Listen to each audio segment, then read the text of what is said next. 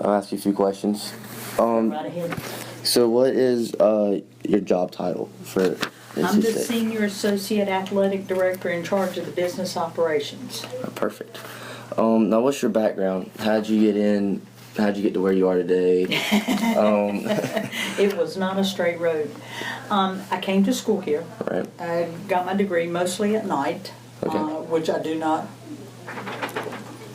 propose because it is a difficult road. Can be done. Got my CPA, worked for a private insurance acquisition company. We bought insurance companies, small ones that were failing, mainly due to not being able to keep up their data centers, which are huge, especially in the insurance industry. We would buy them, repackage them, resell them. It's Right. much like the banks gobble each other now. Right. Mm-hmm. Insurance companies were doing, they still are, Right. but they were doing the same thing. Did that for about 15 years. Decided that just wasn't it, and an opportunity came open on campus in the university budget office. So I was the assistant director for the university budget for about 3 years. Then the person in this position left. He was on the I want to be an AD track. I don't want to be an AD. Right. So he left to pursue that next step in life to get there. And I was put in this position for an interim period of about 3 to 6 months.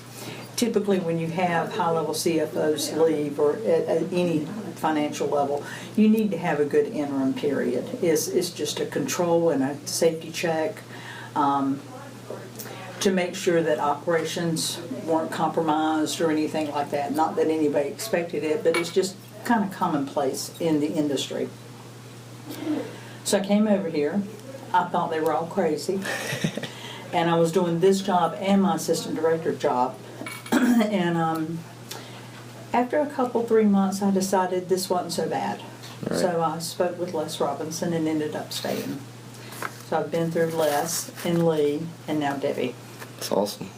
Yeah, there's not many of us around Right.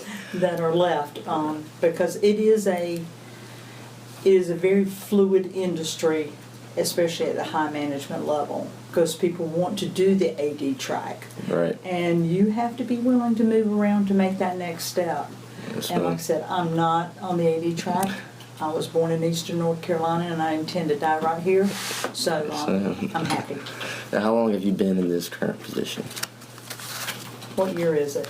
It's almost 2015, almost 15 years. Awesome. That's awesome. Now, what are your daily operations, your daily tasks, and your position? Tate, you want to answer that? Tate's been with me a month. There are no daily tasks. We are responsible for making sure that the coaches and all the support units have what they need when they need it in order to operate. Our primary, we have several primary responsibilities, but we pay all the bills.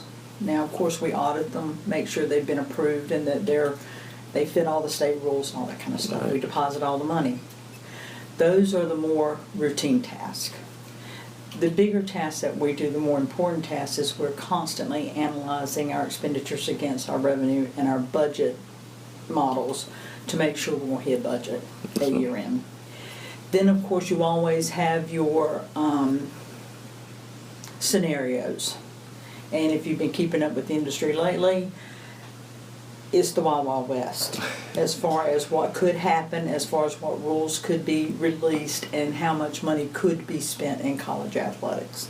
Now, the rules are going to be released.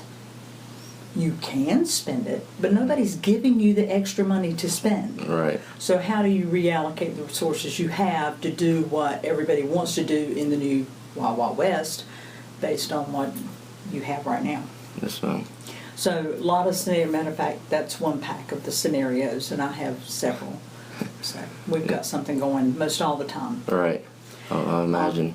Debbie sees the industry probably better than anybody I've ever met. Really?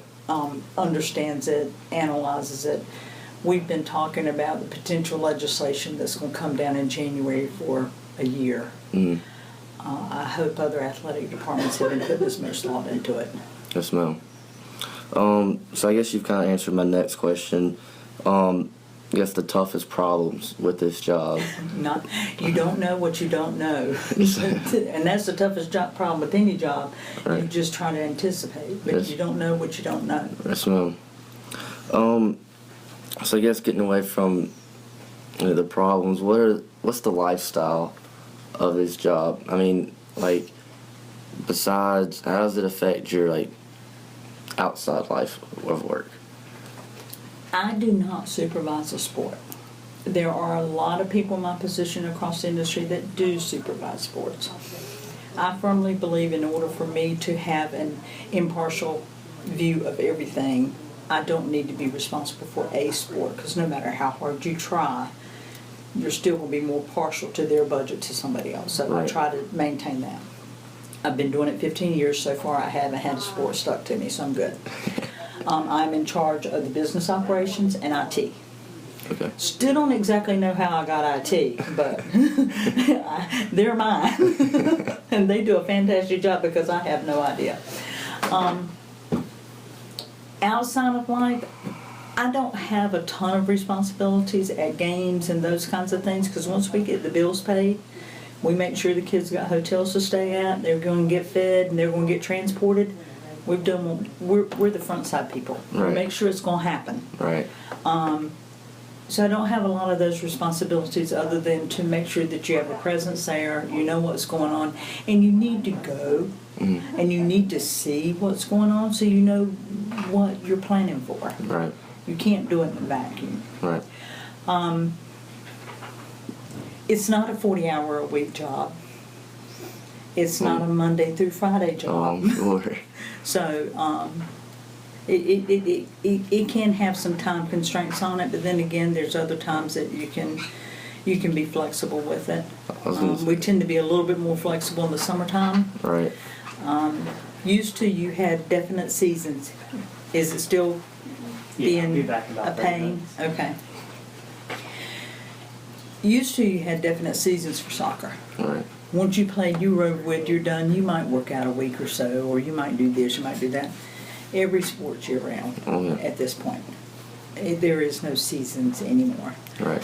We used to, when I first started, we could have a sports medicine staff work with 3 different teams if we scheduled them correctly according to their season. Now it's 1 sports medicine staff per sport because they don't stop. They may not compete, Right. but they don't stop. Yes, ma'am. I know exactly how that is, and it's definitely time consuming. Yeah. Sure. Yeah, and I've talked to people when I played at Barton, and they realized that the season was in the fall, and then I told them about the spring season, and they were like, "Wait a minute, y'all play in the fall and spring?" I was like, "Yes, but it doesn't count like towards our record." And they're like, "Well, so what do you play it for?" It's like you gotta get better for the next fall. And it's and in the summer you think you can go home and just hang out, but in order to get better for the fall, you gotta keep improving on what you. You need to be back on a club team or somewhere. Yes, ma'am. Yeah. It's definitely not many people really understand that. No. And yeah, there's no off season for anybody. no, ma'am. Do you find this job very rewarding? What if so, what kind of rewards do you? Oh yeah, I mean, you get any time that you're able to help make someone's dream come true to play in college and to do what they want to do. Yeah, it's cool. I love to see the kids on the field. Oh, yes, ma'am. I'll sit right out there and watch them, freeze my kabumis off, but I'll sit right out there and watch them. Yes, ma'am. I don't want to see them get hurt. Oh no, ma'am. That upsets me. And to say that I know every student athlete around here, I do not. Because once you take off your jersey, I don't know who you are. Right. We don't have that much interaction with them in this office, but I love watching them play. Yes, ma'am. So we try to bend over backwards to make sure we're not a roadblock. Yes, ma'am. And I know this question can kind of, depending on which track you started out in, but what would be like a starting out salary for this field and like the business side of sport?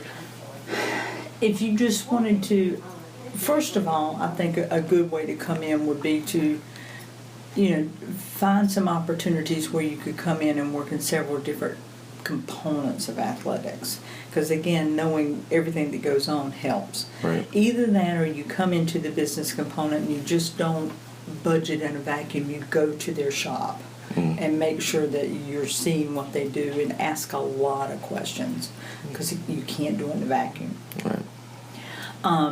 I would imagine it would be much like any other high level or any other CFO type job. You're going to come in as a staff accountant and then just start working your way up. Yes, ma'am. And it's going to depend on which division school you're at. Right. If you're at a high level Division 1, the pay is going to be very different than it is going to be at a Division 2. No, yes, ma'am. I can imagine. It just Yes, is. ma'am. I knew it was kind of a broad question, but It is. yes, ma'am. So I know, if you want to be an AD, you have to bounce around from school to school. Typically, yes. Would you say that in the business side, is that the same way? Or could you easily stay, like, let's say you started like really low here at NC State, and could you possibly work your way up? I think you could, but it may take you longer. Right. Sometimes you can cut some of those years off by making those moves. Right. Because when you make any move, of course, you're going to go up. Right. Whereas you might have to sit 3 years and wait for somebody to retire to do it laterally. Right. There's an old saying, sometimes you have to leave to be able to come back. Of course, ma'am. And I think it could make it quicker. Yes, ma'am. Plus, experiences from several places always helps. Yes, ma'am.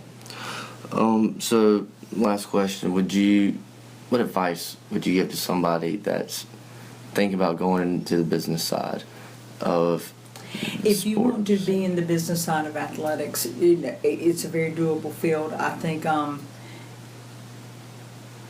it's a field that will be more needed than in the past. In the past, it was pretty much just keeping up with bookkeeping. Now you're scenarioing, Yes, figuring ma'am. out what the heck's going to go on next. Because I think we're just on the edge of a lot of these changes. But you're going to have to be willing to move. My daughter is a junior here as well. She transferred in from Wilmington. She was a softball player. Okay. Yeah, a lower back injury told her she wasn't doing that anymore. Pretty loudly, actually. So she's an accounting major here in the Okay. Poole College of Management. And she wants my job. And she's somewhat of a Eastern North Carolina girl herself. All right. Doesn't enjoy the concept of moving, but I have been putting that idea in her head for several years. There's not a ton of D1 schools right around here. Now, Right. we do have 3 within 30 miles of each other, but, okay, you're looking at staff accountants and you're looking at my level positions. With 3 schools, you're probably talking 10 to 12 positions, maybe 15. So how many kids are graduating that want to do what you want to do? You're going to have to be willing to relocate All right. and go where the jobs are. Listen. There's just not, there's not a McDonald's. There's a McDonald's in every corner. There's not a Division I athletic program in every corner. Yes, ma'am. Well, Be flexible. I appreciate You're this welcome. interview. This is, if I can figure out how to stop this thing. Now, which school did you go to in Wilson? Greenfield